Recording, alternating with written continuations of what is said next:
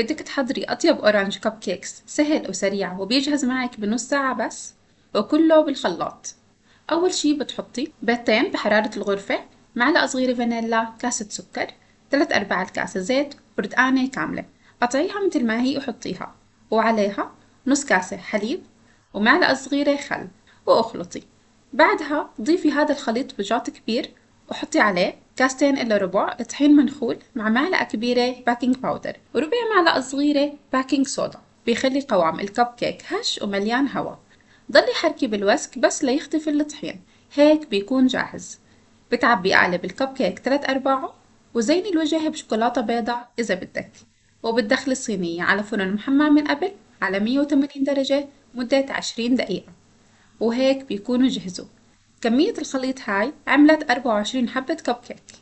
إذا عندك عيد ميلاد زيني الوجه بالكريمة وبرش البردقان وأي شي ولادك بيحبوه، وخليهم ينبسطوا بأطيب كب كيك ريحته حلوة معبي البيت. وصحتين وهنا.